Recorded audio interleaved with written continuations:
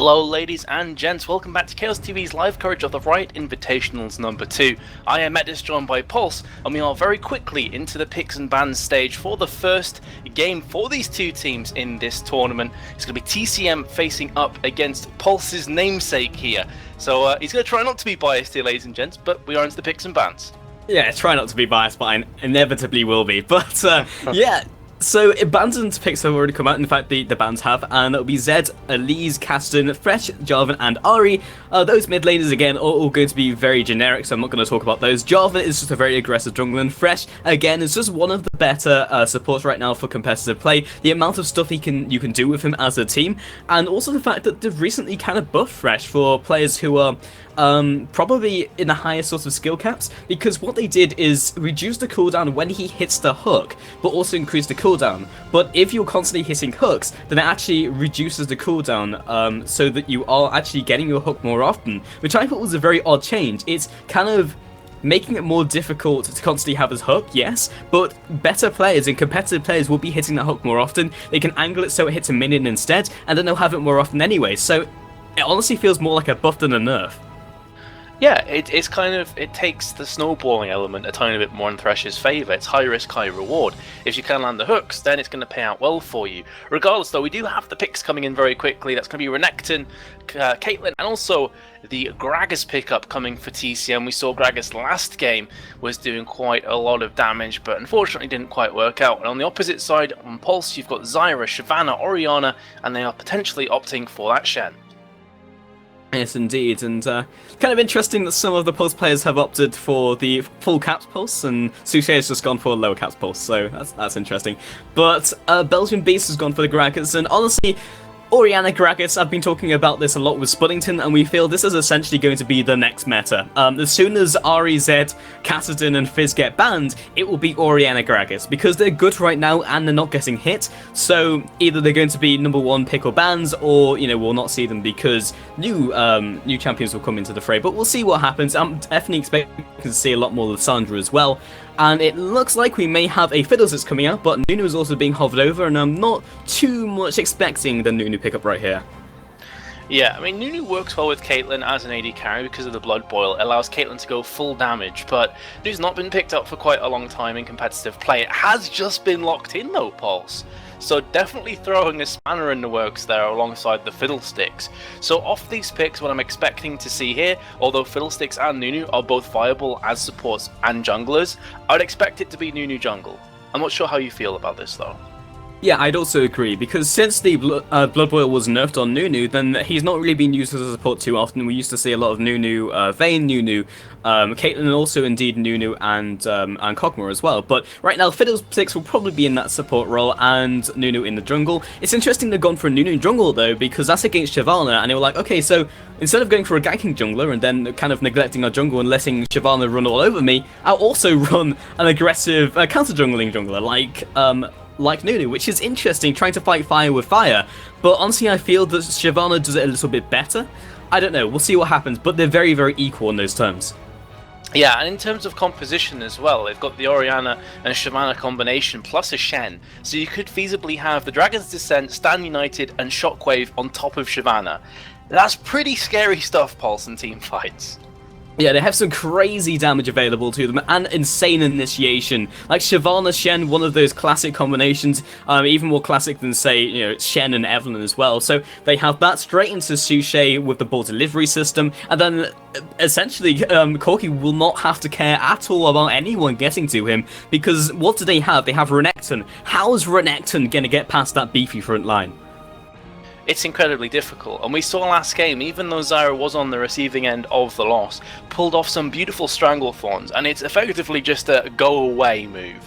It's like, okay, Corki wants to be at the backlines harassing you, go away, there's the Stranglethorns, Renekton, you're not getting close, neither's Nunu, and as we're expecting, Nunu has just picked up the smite there at the end, so gonna be Fiddlestick support. What I will say is, that's a pretty terrifying bot lane, there's a lot of harassment, it's difficult for Corki to actually deal with Fiddlesticks, because the Crows are constantly going to be silencing him, and he is one of those AD caster kind of champions. He likes to spam off the phosphorus bomb and missile barrages. Fiddlestick's definitely going to throw a spanner in the works there. Absolutely. We will be jumping to a quick commercial break, and when we get back, we will be in game with Pulse Esports along with TCM. We'll see you soon.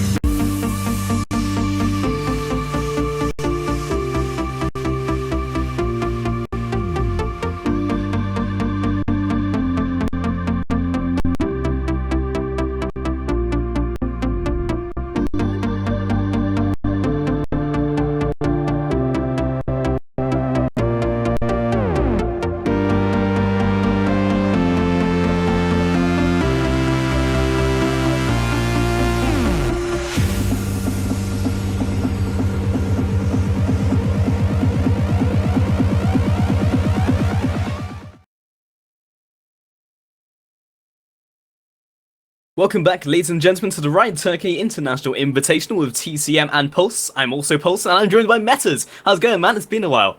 It has been a while. I'm really looking forward to this game. As we said, you're going to try your best not to be biased here as you are casting your namesake. But to be fair, though, Pauls, all joking aside, both of these teams are very, very strong. So I'm fully interested to see how it's going to go down in this best of one. As you mentioned in the previous game that you were casting with Wizards, it's basically that stage where if you make a couple of mistakes, you can find yourself out of the tournament. This kind of format is very unforgiving to both teams.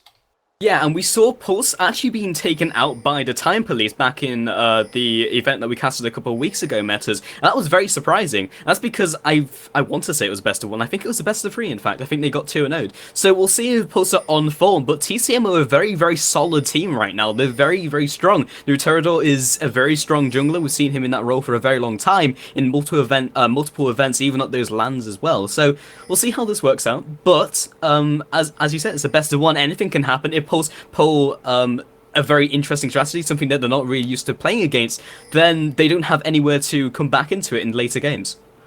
That is very, very true, but right now, as you can see, the cards have been placed down. Neither team opting for the invade as of yet. Looks like both junglers just happy to pick up their respective buffs, and this is one of the strengths of Nunu Jungle though, however, Pulse, as this game goes on with the Consume and the Smite combination, I should say, it's very easy for Nuterador to actually steal away those buffs, Drakes or Barons as the case may be, so definitely one to watch out for.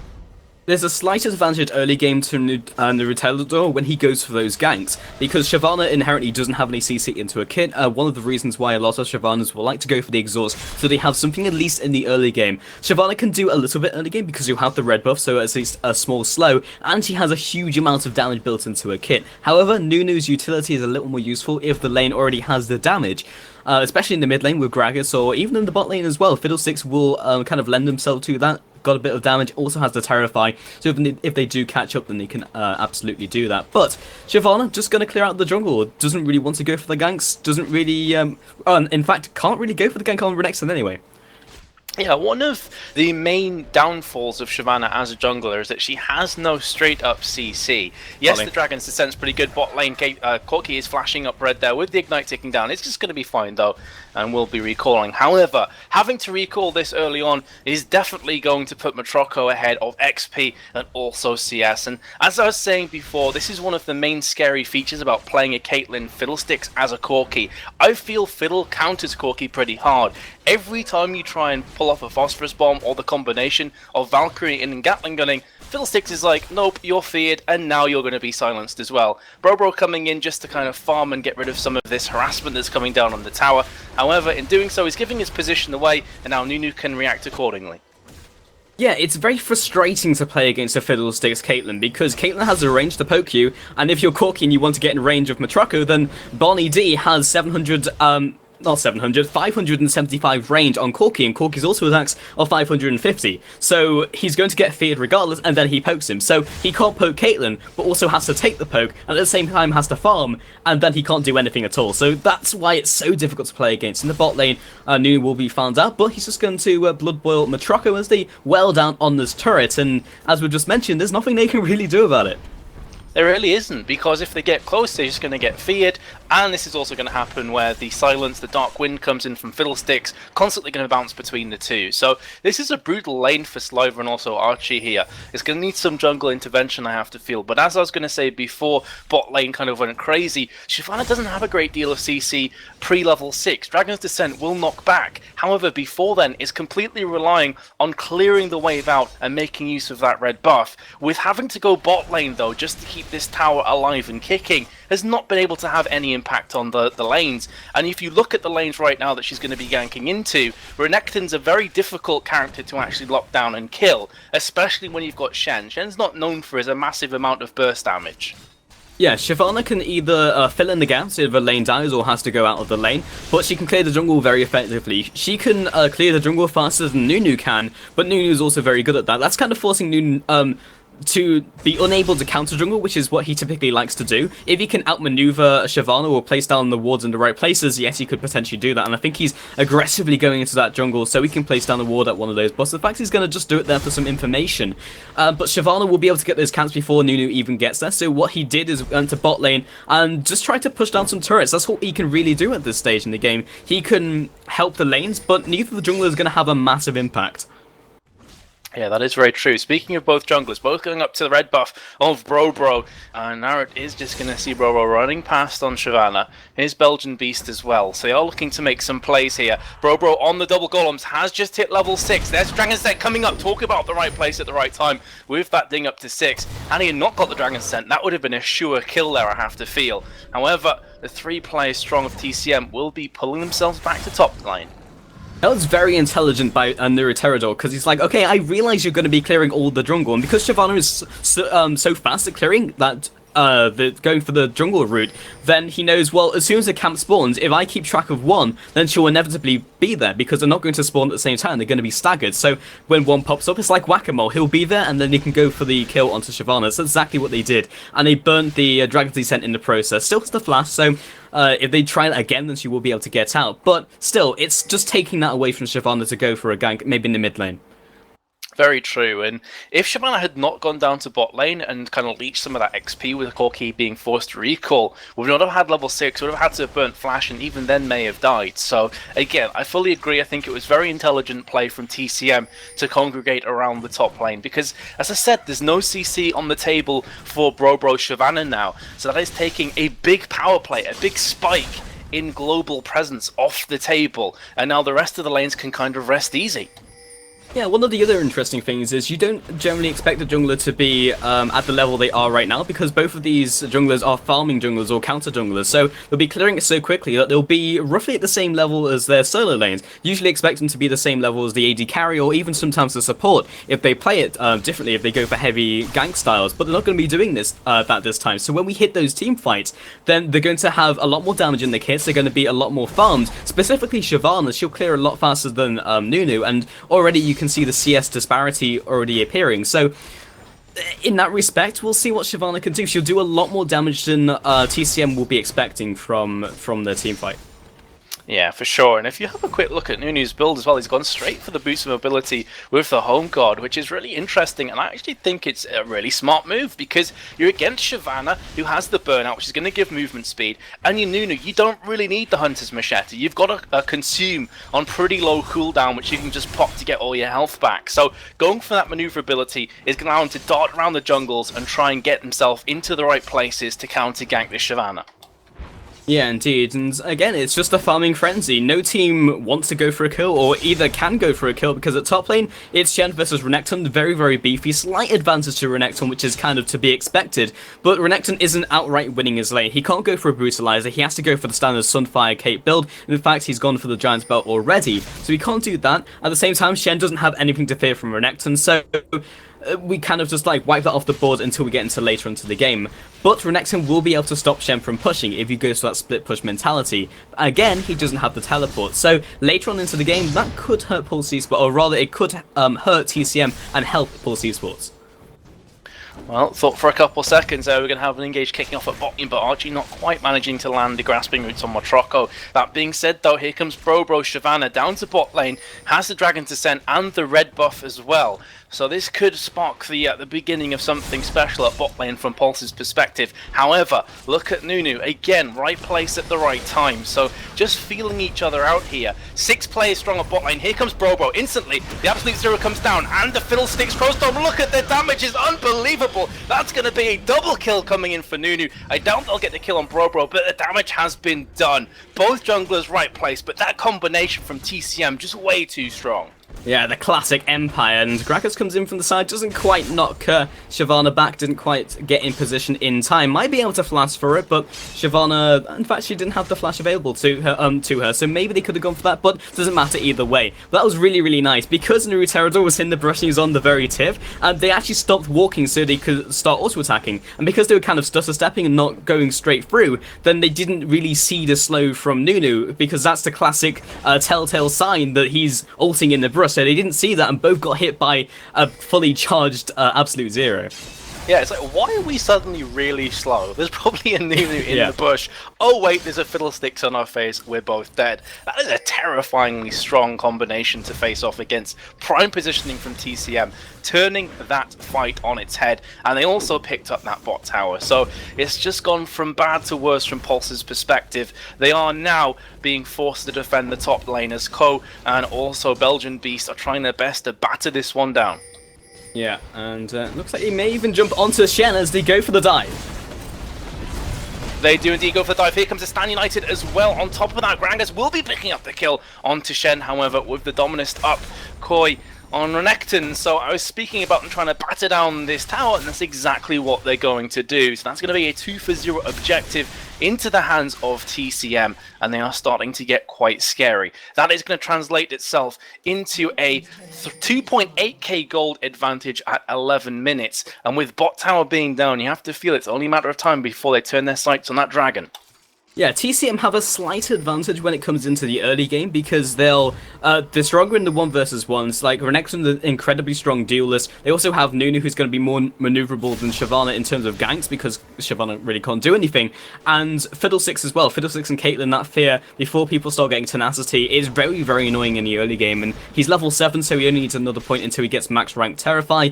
And when you get into the Drake fight, I think that's really for the time where Pulse will start to shine. Because Pulse Esports, they have probably a better team fight. I would say that if it was in a jungle fight and they don't have vision and TCM are stronger, as we've already mentioned, Spuddington metas, we have the ultimate from Fiddlesticks and we also have the ultimate from Nunu. Whereas in a straight up fight where you've got all the AoE, then you have Orianna, you have the AoE damage from Shyvana, who's going to be over leveled anyway.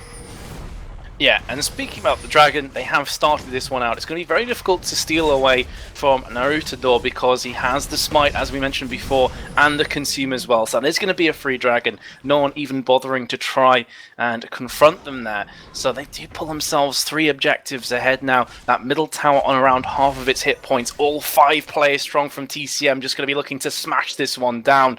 And they're doing a very good job of snowballing this Pulse. You know, slow kind of beginning for the first 8 or so minutes, and then a sudden explosion. All of TCM coming together, chiming together, and forcing the fight as one. Yeah, it's unfortunate that Shen didn't have his ultimate because he used it earlier in the dive and top lane, because then he would have been able to go for the fight. They could have the classic Shyvana into the rest of the combos of their ultimates and stuff, but they didn't have that available, so they couldn't go for the team fight, and they really need to do that shortly, because if they don't, they'll fall further and further behind. 2 towers down, dragon down as well, they're 2 kills down, and they're 4k behind, so they go for a team fight where they probably are slightly stronger and they can definitely outplay TCM, or they just get ground down. And we see this time and time again, metas where they just can't go for, instead of can't go for team fights, they just choose not to. Yeah, and that's the reason why, because Pulse are quite a long way behind now, 4,000 gold. They must realise they are a few K behind due to the fact they've lost 3 objectives in quick succession, and they're 2 kills behind. Plus, if you have a quick look at the CS differential at bot lane, Caitlyn 125 to Corki's 91, that's fairly significant as well. Obviously, partly due to the fact that Corki had to recall at level 1, but it's very difficult for Pulse to manoeuvre themselves into positions where they can try and pick up a team fight and then get an objective off the back of it. But here Shushay has been, I was going to say, caught out of position, but there's Archie just throwing out the grasping roots, will stop Barney D and Koi in their tracks. As a result of both of these teams being very maneuverable, it means that neither of the teams can really get picks, and if they do, then they can't really convert it into an objective, because they are so maneuverable, then they'll just congregate around the tower. For example, if TCM get a pick and they go for mid lane, then Pulse will be there in an instant, and then they can't siege. So we get into this game where it's very stagnant, and neither team can really do anything unless they go for a team fight. And Dragon is down, so they won't go for a team fight in mid lane, they won't go for a team fight at the tower as well, because they can disengage so well with Gragas' ultimate, or even with Archie's Stranglethorns or Grasping Roots. So it's this type of game where you either go for a team fight or you do nothing else at all. Yeah, and another terrifying thing as well for Pulse is, on top of that, is that Belgian Beast is level 11 with blue buff, so his ultimate has a 54-second cooldown without Athene's Unholy Grail. He can just basically feel free to throw them out willy-nilly, not really bothering, and just push everybody back and try and push this mid tower as a result. We saw this previously when all 5 players of TCM were in mid. They threw out the explosive cask, followed it up with the Dark Wind, and poked everyone down to around 50% hit points. And from there on in, Pulse were like, okay, we can't actually do anything here. If we engage, we're going to lose. So again, it's very difficult to defend against a team that's this strong and this aggressive. The way I predict the next fight happening is TCM siege, and then this happens. They go for the pick. They are going in. Stranglethorns comes out. Niko is trying his best to tank that tower up with the Dominus. Is forced to flash away. Bro is ticking down with that Ignite. Should be okay though. And at the end of that, it is just going to be a 1-for-0 trade. But Shushay is down. Was not able to even use his Shockwave there, Paul. So really impressive, important pick for TCM. They could look to try and push down this mid tower as a result.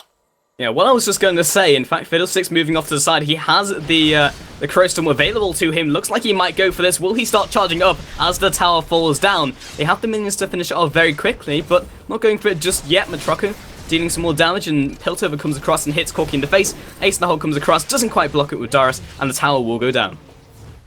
Yes, it will. So Bonnie D not feeling like the Crowstorm was really needed there, and absolutely correct in that assumption, because they've picked up their 4th objective consecutively here without any retort whatsoever, and quickly that goal differential has gone into a 5.7k advantage in TCM's hands. So we were talking about, well, I say we, yourself and Spunnington were talking about Dignitas being a heavy snowballing team. You gotta say, off this performance, TCM are definitely up there with Dignitas, because they've taken an advantage and they're really rolling this one home. Yeah, indeed, and Pulse aren't really looking to do anything in return. They're just taking it and saying, okay, well, we'll wait until 5 minutes time and maybe we can teamfight. But in 5 minutes time, they might be even further behind and they still can't teamfight. And say, okay, maybe in another 5 minutes. And this is a mentality so many teams have, where it's just like, we'll play it safe, we'll maybe try and make a play here and there, but apart from that, we'll just sit back and farm and try and turtle the best we can. And they just get ground down because they're never willing to put themselves out there, willing to go for an objective and maybe potentially outplay them, because they just don't want to take the risk because they'll fall further behind. But as a result of doing that, they just do that anyway. I think it's a case maybe that they're looking for some items, like for example Corki with Trinity Force is a massive spike in damage. Maybe looking for Shyvana to get a bit tanky. I mean, you've only got a Ruby Crystal and a couple Doran's Blades. Shyvana, even in Dragon's form, will be dying very, very quickly when you see the Bloodthirster and the Athenes and Holy Grail plus needlessly large Rod of Gragas. And we saw the burst damage they possessed last fight there with Orianna, Shushay being burst in a heartbeat. So it could be a case here, Paulset, looking to turtle out for another few minutes, get a couple of items on the board, and then try and get that pixel perfect engage. Indeed, but it's very easy to get into that mentality where it's like, okay, well, when we get this, we'll go for a team fight. But then when you do get that item, you say, oh, well, they've also gotten the item over us, so maybe we should wait for another item. Or maybe we should wait for, like someone to get level 16 or hit those power spikes. And you constantly think about it and overanalyze, and then you never go for a fight at all. So that's, I feel Pulse just needs to say, okay, you know what, let's just go for a team fight. Let's just initiate, because the only way this is really going to go down is a team fight. It's either going to be a Drake or it's when you're sieging, and either Gragas will manage to knock someone into his team, like we saw before, or Pulse will do the same thing. Dragon's Descent comes in along with Stan United, and they combo them as they're sieging. That's the only time a fight is going to break out, or they try and challenge them at Drake, but I don't expect Pulse to do that anyway. Yeah, I fully agree with what you're saying, though, that a lot of teams do fall into that mentality where they're like, okay, we're behind, we have to turtle, we have to stay in, and suddenly before you know it, 10 minutes has passed by, you're on your Nexus towers, where did the game go? And they're quite dangerous right now, Paul, so I'd say, from slipping into that territory. That is another objective going into the hands of TCM for nothing. Another dragon. So that's 2 dragons, 3 towers. That is going to equate into nearly 7,000 K ahead for TCM now. And Pulse Esports are just falling further and further behind. At some point, they're going to have to stamp their foot down and say, okay, now is the time to strike. With a couple of items being picked up there, the Spirit of the Ancient Golem and the Triforce for Corki, maybe this is that moment. Yeah, I was just going to say that myself, Metas. They have those big items starting to be built. They have one big item on each of their players. They're starting to hit those power spikes. Shyvana is level 11. Shen is also level 13. So they've got the level 2 on their ultimates, along with Suchet, which is going to be one of the major factors because of Shockwave. So they go for a fight now, or they never go for a fight. And they could wait until TCM siege, but TCM probably have recognized that. It's like, okay, well, Pulse can probably out-teamfight us right now, or there's so much of a risk that they could out-teamfight us, there's no point in even going for it, and just keep on farming, gradually pushing, maybe chip away at the turrets here and there, and apart from that, don't do anything. So maybe Pulse Esports need to just group up, barrel down one of the lanes, and try and siege it out of their own. And chat, I realise I'm a genius. 7,000k, that's a lot of gold.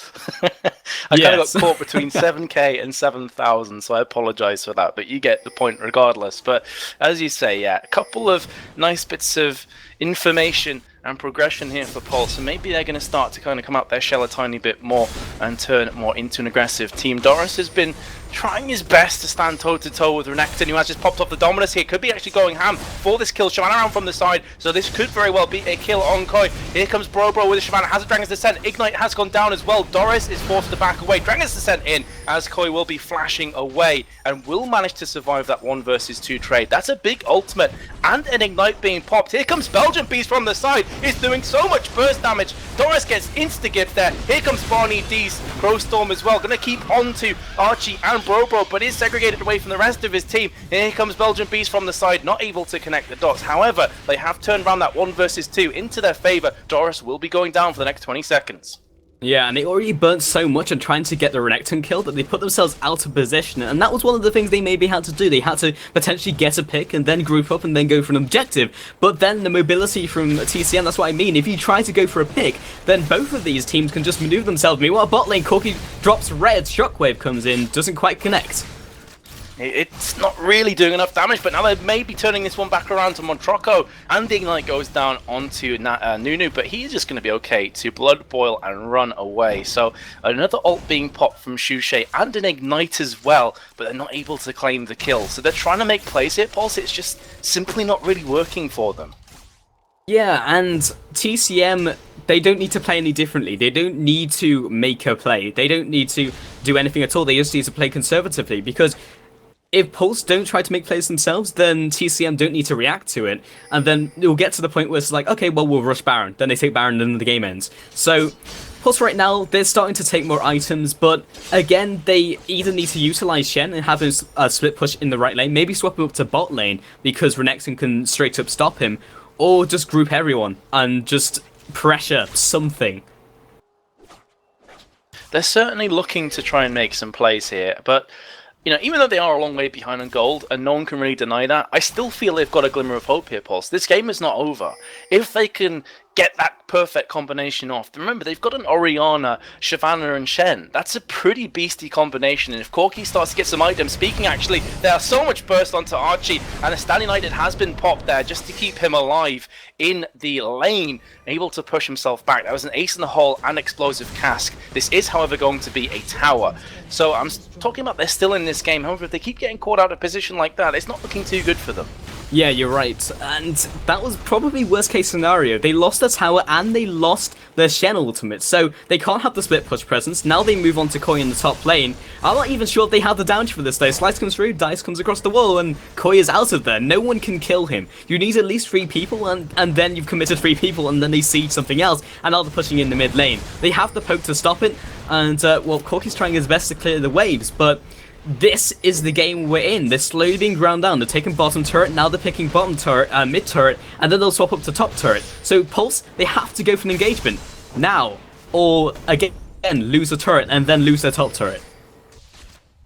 Yeah, and it's one of those situations where it's make or break. It's getting very quickly towards that stage, because if they do lose this mid tower, they're lost both the outer and inner towers for bot lane and also mid lane if this goes down. That's a lot of global map presence going to be in the hands of TCM. That's going to make Baron much easier. It's going to be much easier to steal away those buffs as well. They are kind of putting themselves in a position to potentially engage here. Looks like that's what's going to happen. Explosive cast does come through, pushes Archie back. Very nearly actually claims that kill, but just that explosive cask has done so much damage on the entirety of Pulse that I don't think they want to engage this anymore. They're like, we're in a 4 versus 5 situation with a couple of injured teammates. We can't really defend this mid tower anymore.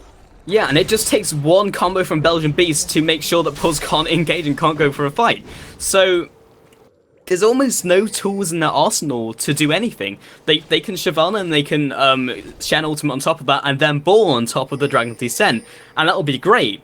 But TCM are so maneuverable, they have so much disengage, and their front line is so tanky that will never really happen. And it's kind of bot lane in a nutshell. You were saying that Corki can't do anything against Fiddlesticks because he'll just fear him as soon as he comes in. That's TCM's comp right here. They try to engage, but then they get feared, or they get knocked back by Gragas, or they get snowballed in the face by Nuterador, and then they don't go for a fight because they've been zoned out or they've been slowed down too much. So Pulse just need to make an incredible play. They need to make the play of the century. Like, if they get them in a nasty position, if they get a kill in the jungle and then convert it into an objective, that would be great. But how many dragons have they lost? How many towers have they lost?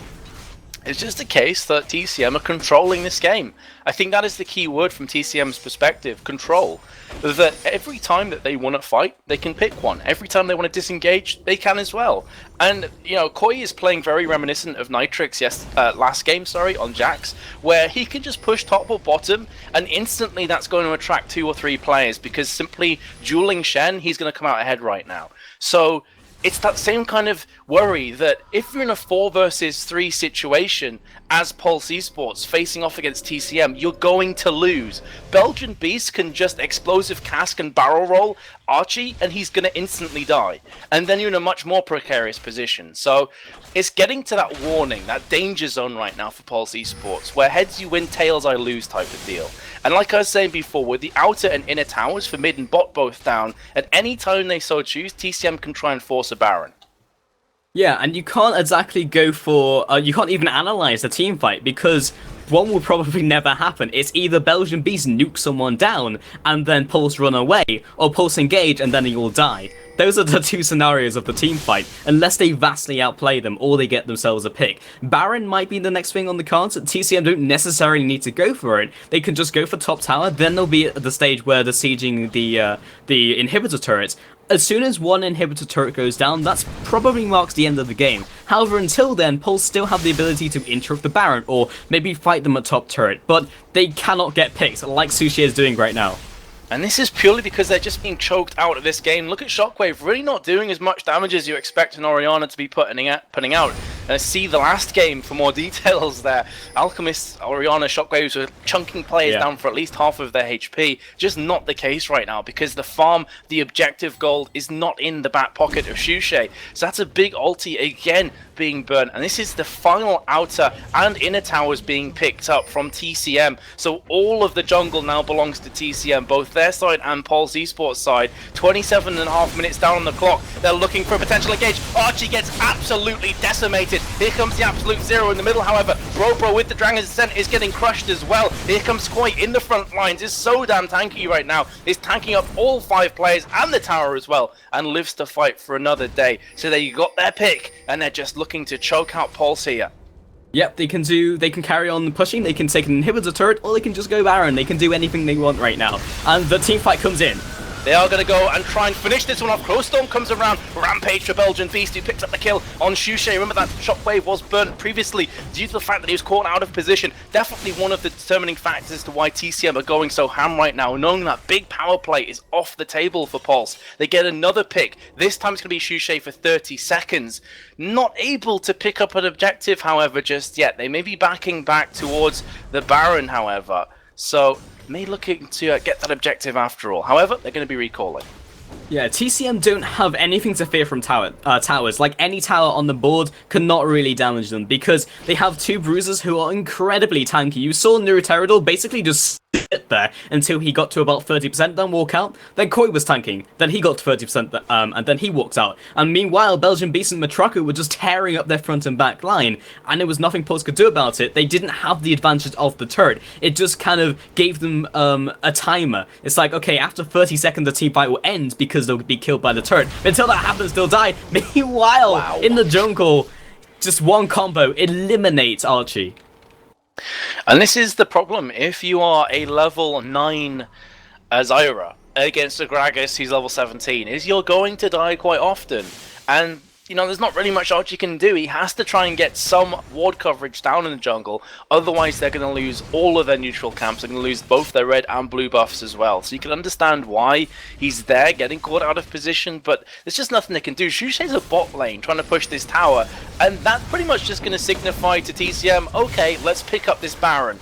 This could be make or break for Pulse. Dragon's Descent is up. It's going to come across from Bro. Slightly too early though. There's the absolute zero as well. And that is going to be a very dead Shyvana. So what I was going to say is if they can manage to steal away this Baron, maybe they can get Mount to come back. However, the complete opposite has happened. Koi is now just running hell for leather at Doris. And looks like this could very well be signifying the end of this game. Even when Bro respawns, you've now got a Baroned up TCM against you. It just went from bad to critical. I am not even sure why they sent Sushi in bot lane, because if anyone's going to stop a Baron attempt, it's your AP carry, because they do more damage because of the Baron debuff.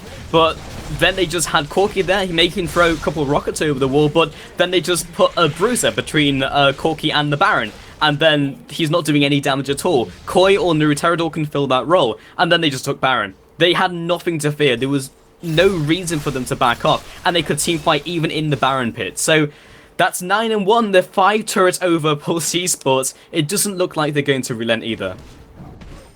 Yeah, I mean, normally I'd be saying, Pulse, how can Pulse Esports? That's a strange sentence. Sorry Indeed. about that, guys, but Pulse the caster, Pulse Esports the team. I'd be saying, how can Pulse bring themselves back in this game? But across the board, they don't have the damage, they're nowhere near as tanky, and they are just a ton of objectives behind.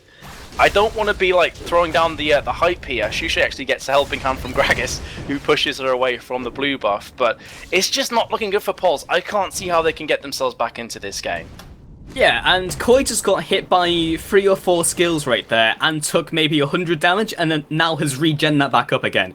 Like, that type of combo, generally from a team, like, when you have your 2 carries there, like Corki and Sushi, you expect them to take at least 50% off the bruiser. Like, it won't kill them, but those type of huge burst damage abilities, you expect at least to do some damage, because that's kind of representative of the team fight and how it's going to go.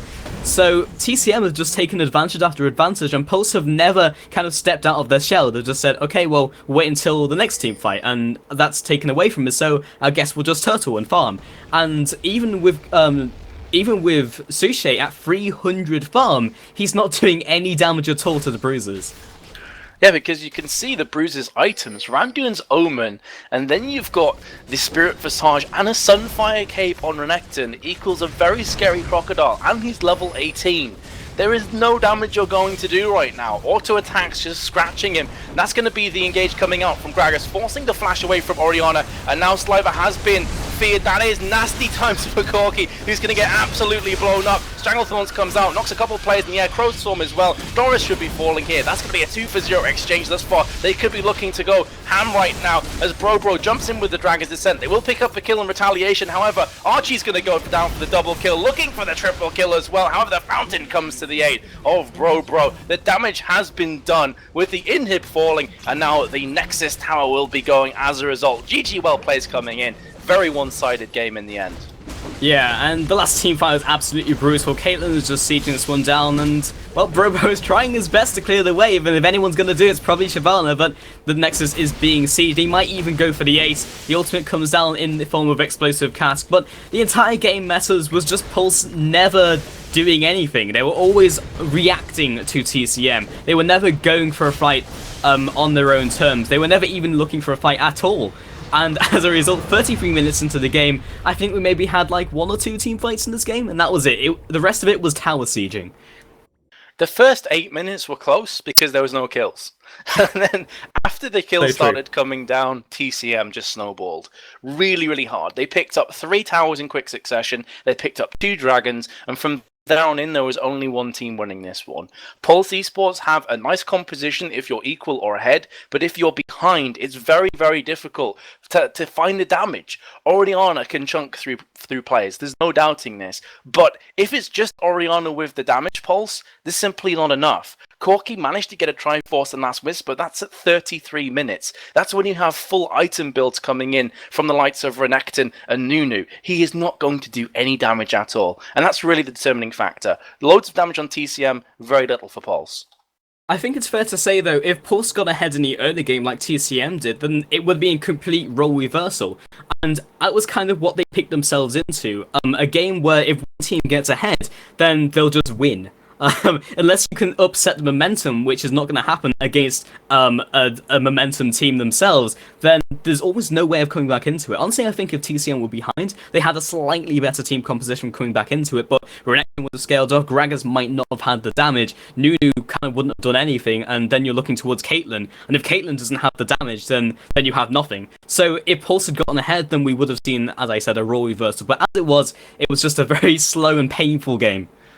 Yeah, and that's kind of what I was alluding to previously, that, if Pulse were equal in that game, and we had kind of equal towers, equal farm, equal items, their composition could definitely have worked. If they got perfect engaged, they could have came out ahead, but the fact they were so far behind Pulse, it really shows the weakness of that composition when they're behind, because yes, you've got Dragon's Descent coming in, yes, you've got the Shockwave and the Stand United, but you're not killing anybody.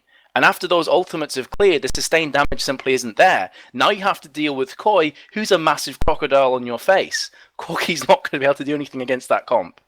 Yeah, for sure. But so we will be moving on to the next game very shortly, guys. And again, we shouldn't have too many delays. But I am Pulse. I'm not the team Pulse, but I am the caster Pulse. And that will be the last from me today, at least. It will be Metas and Spuddington for the next game. And if you want to follow me on my social media, it's @impulseball or facebook.com/watchyourpulse. Until next time, guys, I will see you later.